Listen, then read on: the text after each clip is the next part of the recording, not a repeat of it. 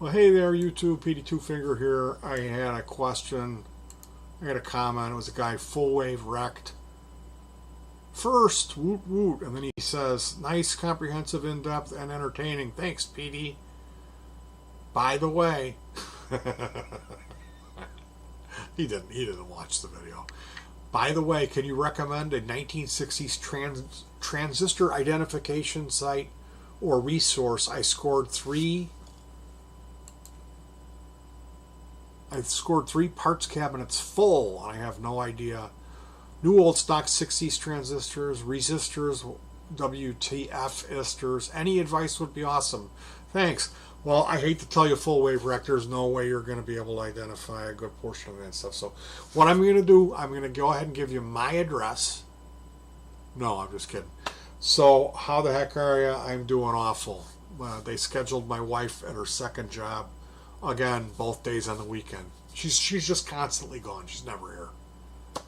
And she talked to them, and they're like, she's got the next weekend off, and they're gonna schedule her every other day, which is what supposedly she asked them for. But the point of this is we had made plans to be going out Sunday, and the weather's going to be agreeable, and it turns out they scheduled her again. This is at Goodwill. You know, I know what you're thinking.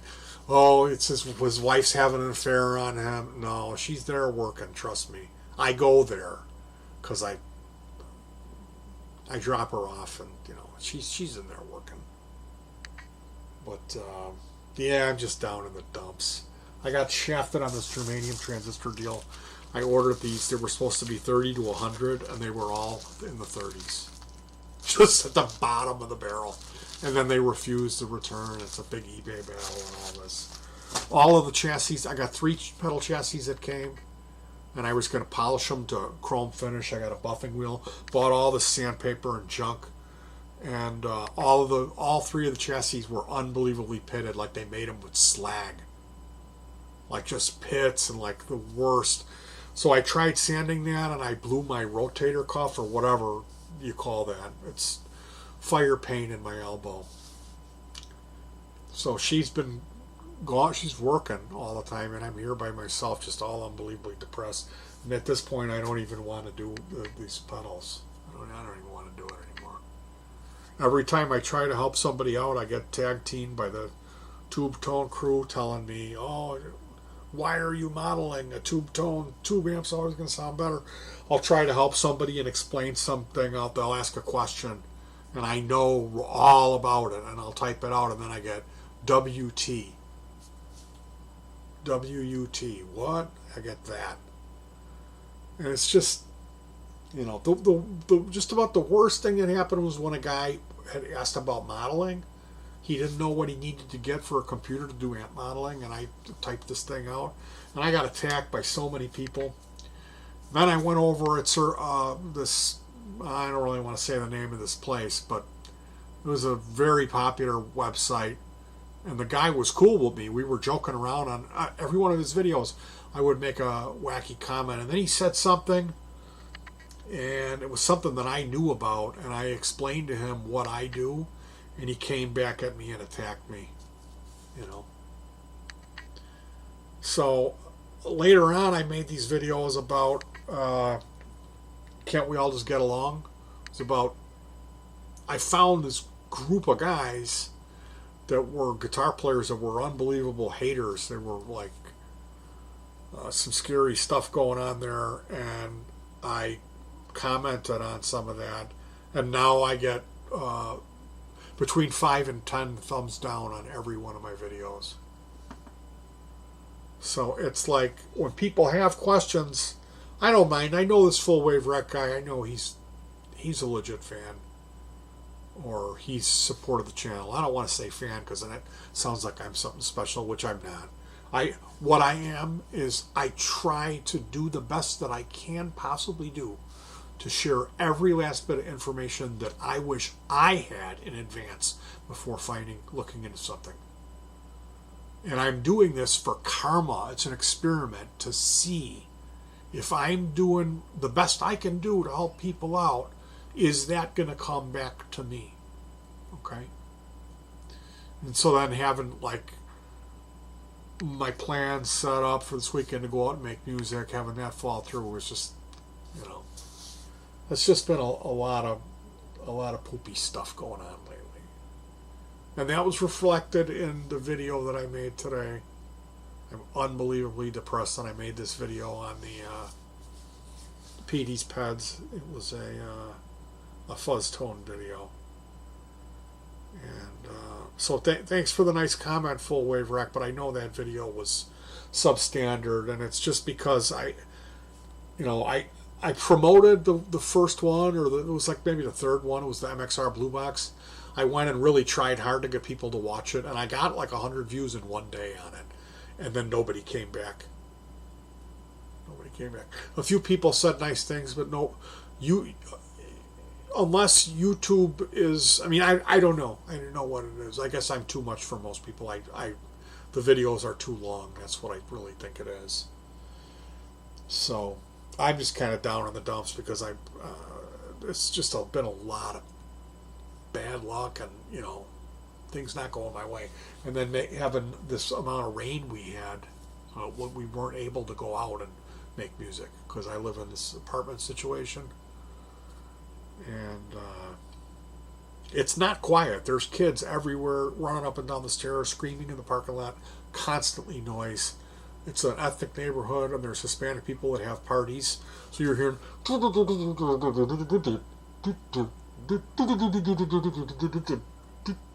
and they have riding bulls and jumpy houses for the kids, shrieking and screaming all weekends. That's all you hear. And my thing is, I don't want to make any noise, so we are really quiet, and then we go miles away to the woods with battery amps, so I can get to play my music. And when I'm unable to do that, it makes Jack a bad boy. So that's where I'm at today. But Full Wave Rec had a legitimate question, and I hate responding to stuff in, show less. I got this tiny little thing I'm supposed to write in. And then if I type out like what I would actually type, it would be like this long, and I would look like a psychopath. So again, I don't like answering people's questions if people want help. Like if you're building something, I would really rather not do that here in the comments section. So we need to figure out a way. Maybe I'll put my email up on the thing, and then people that go and look can find it. Usually I'll ask the person, I'll say, give me your email. They're like, oh no, you give me yours first. There's like 600 videos of me pouring my heart out on this same sofa, sitting there, handicapped, I can hardly walk. So, anyway, this guy, Full Wave Rect, is a good guy. He's commented before, and I'll read you his comment. Nice, comprehensive, in-depth, and entertaining. Thanks, Petey. By the way, can you recommend a 1960s transistor identification site or resource? Because he recently scored 3 parts cabinets full of, I have no idea, new old stock 60s transistors, resistors, wtfistors. Any advice would be awesome. Thanks. Well, I'll tell you what, Full Wave Rec, there's no way you're going to be properly identify a good percentage of that stuff. So what I'm going to do, I'm going to go ahead and give you my address. And you can go ahead and have that overnighted to me, and then I'll let you know what it was. No, seriously, one of these, and we'll talk about that in a minute. But first, I wanted to talk about all transistors, alltransistors.com. I went in here. I think this used to be black, like the background was black with gold lettering, and then they changed it. If I'm wrong and there's another one, maybe we could find that. Maybe it's a different, like alltransistors.co.org or whatever. I don't know. But I always thought it was black and gold. And when I found this back in the early days, I made a mental note of myself and said, this is the place that I want to come. Because most often when you're fishing for data sheets, you're going to click clickbait, like, the data sheet's here, and you click on it, and it's like, after you take the survey, first we need to measure your private parts, and then you get the survey, then you get the data sheet. So to avoid all that messing around, a lot of times I'll just go straight to this site, which is called All Transistors, and they have a search which you could type in. Like for this one, I typed in 2N22222222222, which is my favorite transistor. You wonder why? petey, twofinger. That's me. So I really like that 2N222. The tin hat is my favorite one, and it'll give you a whole list when you type that into their search, and which is important because oftentimes they change the name a little bit. So you can see here all the variants are pretty much there's that one's a goofy one. It's AG. It's a little bit goofy. But so what we'll do here is go and click on that, and as you can see, they got the SMD code, the material, which is silicon in this case, the polarity is NPN, and then they have the min and max BEC voltages and currents specs, temperature specs, frequency, capacitance, and then here you go, the HFE. They always have the HFE at All Transistors, and that's one of the things that usually when I'm done, like hot Asians, cam girls, dogs with dicks, all that stuff that is coming up, that when I'm trying to just get a data sheet, and you finally get the data sheet, and you get that thing to open up, it finally comes in and downloads and opens up, and then it's like, there's like bullseyes and Indians, test patterns, and all those like graphs and stuff, pictures of Rome. You got a mud flood, you got to like scrolling down, looking I just want to know the HFE. So for All Transistor, the HFE's at the bottom. And so you'll just go one page down, and there you go. That's why I like All Transistor. But I'm going to tell you what you really should get is this sucker here. And I will... Am I going to leave? No, I'm not going to leave a link in the description.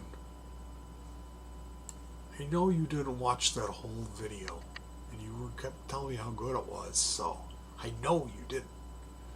I looked at the chart and I saw you only watched the first 4.5 minutes and you clicked off. So, no, I'm kidding. Anyway, but you're not getting the link. What you want to look for is GM328. GM328 transistor tester. And this particular one, the seller is called DIY Elec Mall 108. So it's DIY Electric, I guess that stands for. DIY Elec Mall 108 sells this. They got all different options. DIY kits, not soldered.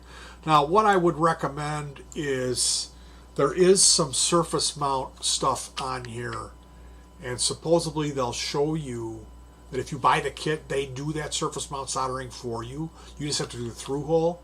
But I heard some people got kits where the SMT stuff wasn't soldered. So, I mean, if you want to play around and try to save a buck on this, you're more than welcome to.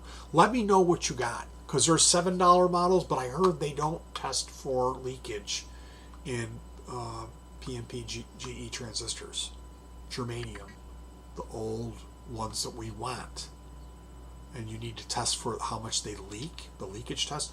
This does. It says ICEO, and it'll say like 20 microfarad or whatever it is. So this, it's got a 3-sectional parts insertion bay. And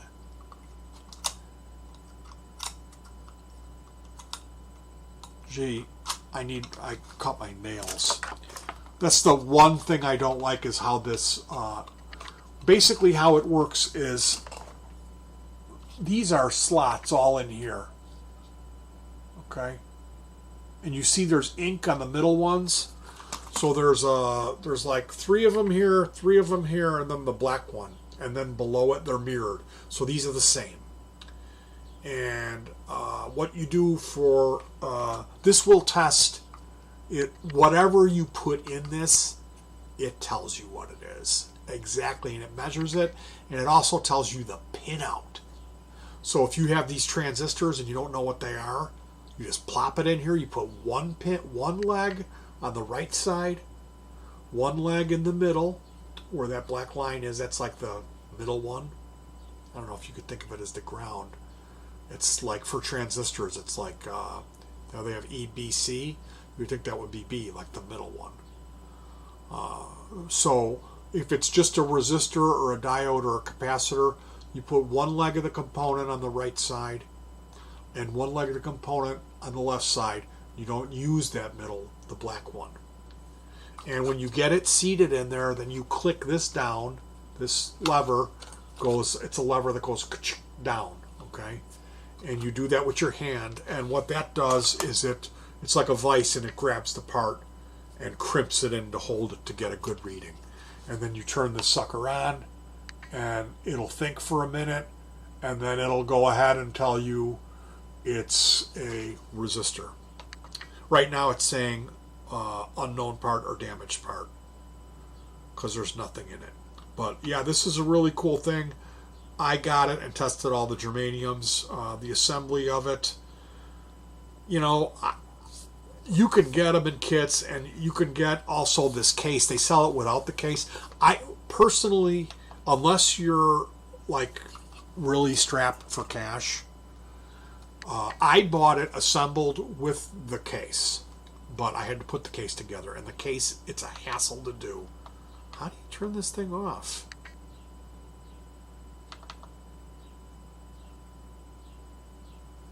Huh. I was able to turn it off before. Oh, there you go. You hold the button in, and it gives you a menu, and you go to switch off. Yeah, there you go. So back to the description of this deal here. It comes with, it's like maybe 13 pieces of this Lexan that's been laser cut, and that stuff has paper on both sides. So I use an X-Acto to get that started, and I rip all Lexan off. It took like a half hour to get all Lexan off. Now there is a video of a guy putting this together, and he goes through the whole thing. He might even make a mistake or two, but I watched his reference video as a cheater. What I'll tell you was, mine came with 4 standoffs mounted to the main PCB that were short standoffs. Now you have to remove those. You take the 2 long standoffs, put them on the back at the bottom. The next 2 longest standoffs, or the medium ones, go on the front of the bottom. Then the remaining 4 short standoffs go on the top. And then I fastened the bottom plate in, which was very easy to determine that. And then I went ahead and determined the front panel and the rear panel, which was very easy for the amount of screw cutouts and the sides. And then there is this one mystery piece here that is a shield for the battery. This piece that goes in above the 9-volt battery. There's a cutout in here, a cutout in here. On the sides there's rectangular cutouts, and one here for this piece that sits in to shield for the battery. So that was the oddball. And then there's 3 pieces for the top. There's the one large main one that you slap down. There's one with a hole cut in it that's just for the top half. And then the top half complete piece that's the actual cover. And then you run the remaining 4 screws in, and you're good to go. So this will really, as far as what you're talking about, cabinets full of parts, you know, if there's Russian stuff in there, there's a chart you can find. Get a hold of me if you need that. Pinkster showed me this chart. It's for Russian germaniums, and it gives you the pinout. But it's in Russian, so you have to open up an adjoining, Russian to English alphabet translation thing. So you have that, and then the transistor pinout chart. So good luck with that. This thing, like I said, you're going to want to run a power supply on it. I use a 12-volt, 500 milliamp, but it'll probably run off 9 volts just as well. And what I found was that the stock knob was too wide for the hole that's cut out. And if you look at this Lexan, it would crack if you enlarged it, because there's no clearance in between the cutout and the hole. So I used a different knob, and I had to seat that knob before I put the top on for it to sit right. So you don't put it all together and then put the knob on. When you're going to bolt the top on, you put the knob on first, one that will fit, that's small enough. Because the stock knob they give you is too wide. It rubs on the sides of the thing big time. Now, you want to pay attention when you're screwing this together. You might even, if you have a helper to hold the stuff, because it's like kind of floppy and falling apart. Or you could maybe use a rubber band, but there are little cutouts. I screwed up on this back plate. I got the cutout is on the opposite side, but you have to take it apart to replace the battery. So that's going to be happening soon. And I did have to solder, even though I bought the fully assembled kit. I had to solder in the battery clip, and you want to do that from the bottom. Okay, you don't want to solder it in from the top, because there's no clearance on the side of it. So yeah, these transistor tester diode ESR. So that's, I don't know what that L would mean, but it's capacitance, resistance, and then ESR, of course, is something with capacitors, ain't it? Gee, I don't know. That's another video. I honestly don't know. I know it's for capacitors, but the thing with this little lever that goes down here, mine came with this plate going through, so I cut that. I cut that plate and I cut the side out to give my finger room to actuate this lever, and that's what compresses the leads to make contact. So to do that, you'll see when you get it done, you'll need to get a small, like a regular screwdriver or a key, to be able to force this lever up and down to fully actuate it. So if that doesn't bother you, if you've got skinny fingers, or you can just kind of compress it down. If it does bother you, what you do is get you could use an X-Acto knife. I use like a thick carpet cutter blade and a propane torch. I have this hot knife technique. Typically I get one of these, blast the propane torch till it turns red hot, and then lightly score it a couple of times, and then just grab it with a needle nose and crack it off. So that was the modification that I did, other than also the little knob. There's a little knob for your comfort, and that came off, of course, so I used some automotive epoxy or JB Weld to keep that in place. So that's going to be my recommendation. I hate to be like, oh, you got to buy something, but all of the DIY guys, when this is new, okay, when this stuff came out, it made the rounds in the forums and everyone was buying them. The consensus is this is the one with the most advanced firmware, and it does the most tricks, at least what I was able to read. If you look on DIY stomp boxes, there was a thread where they were all talking about it and ordering them. It was a 21-page thread. One or two guys says, oh, it's garbage. My other meter and doing my mathematical calculations is more accurate and better. Well, some of us that just want to see what it is and don't care exactly about the accuracy of it are going to really, and especially someone with 3 cabinets full of stuff that they don't know what it is. I would think this would really be a gold mine for you. So if it works out for you good, let me know. If not, I'm sorry I wasted $17 of your dollars, because that's about what I paid for this. Assembled with the case, disassembled, I had to put the case together. So yeah, it's a 2019 TFT GM328 transistor tester. And if you just type in transistor tester, you can see all kinds of this stuff. This is the one with the recommended firmware. And I went on that post at DIY. I think it's DIY Stomp Boxes. And I posted a link to the PDF for the latest version of the firmware. And that explains the process of calibration, which will require you have a 104 or a 0.1 microfarad capacitor and 2 jumper leads, meaning I use 2 little pieces of solder, about a ½ inch long. So what you do with the unit off, you open up the thing, put 1 piece of solder or a jumper wire on the right, and the other end of that goes into the middle section, and then take your other jumper wire in the middle section and then go over to the left. So we're fully shorting all 3 contact points. Put the latch down, turn it on, and then it says, you want to do the self-test? And you go, yes.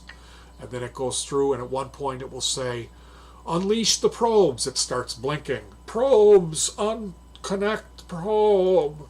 And then you throw this up here, pull your probe or whatever you're using, jumper wires. I used small pieces of solder. And then at that point, you put the 1 UF capacitor in, 1 leg on the right, 1 leg on the left. You don't use that middle one when you're using 2-legged components. The middle one is for the base of the transistor. Or it doesn't really matter because this figures it out. And that's the beauty of that. But for the capacitor test, you lock the capacitor in there and leave it.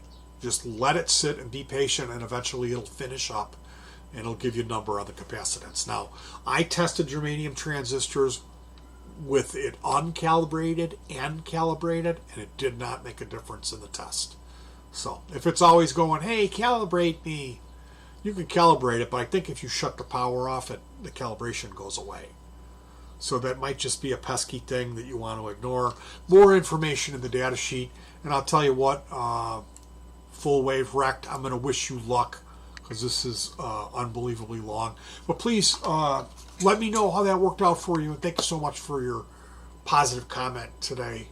That made me feel a little better about this poopy situation I find myself in the spring going into summer of 2019. This sucks to be me.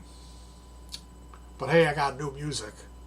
I'm going to be working on some, I'm doing some thimble slide. This thing slips on here, and I'm playing slide with that, and then doing some normal. With this slide on your finger, you can still go ahead and fret. So this is a really cool product. Thimble slide.